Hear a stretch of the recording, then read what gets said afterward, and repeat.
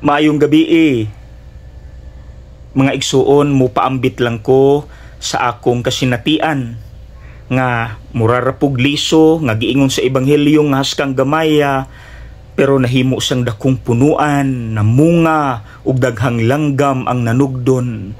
Nahimo siyang big deal alang kanako ug sa tawo nga akong kaistorya kagahapon. Dito mangguko gahapon sa usa ka kapilya nga sakop sa ako ang parokya Pulo Dapitan City. Dito ni sa Tutua Chapel, usa ka gamayng kapilya ug ang ilahang presidente sa kapilya usa ka 82 anyos nga tigulang nga lalaki nga makita na gyud nimo ang kalisod sa iyang paglihok, paglakaw kay lagi tigulang na. Kada kita nako niya maluoy man ko. Kumuton akong kasing-kasing, maluoy kay ko.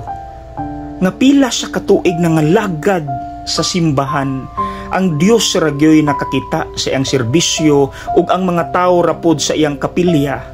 Di gyud sa ilado sa tibuok lugar, sa tibuok parokya. Naragid siya sa ilahang gamayng kapilya na nga lagad sa tibuok niyang kinabuhi. Abi ninyo, kagahapon, nakaingon ko, kung ako ning gipakitaan sa ako ang batasan nga usahay mutukar, kanang istrikto, dili managad, labay-labayan lang ang tao, maluoy ko niya. Maluoy ko niya. Mautong kagahapon human sa misa, nanampit siya nga mukaon sa pagkaon nga ilang giandam, og nikaon ko, og imbis mo lakaw dayon, nagpabilin ko dito taod-taod, nag-istoryahan na imi.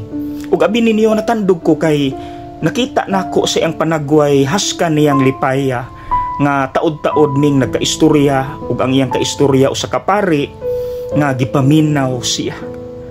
Dili na to niya malimtan, haskan niyang lipaya 100% ang kalipay sa iyang hitsura. Pirti niyang lipaya gyud.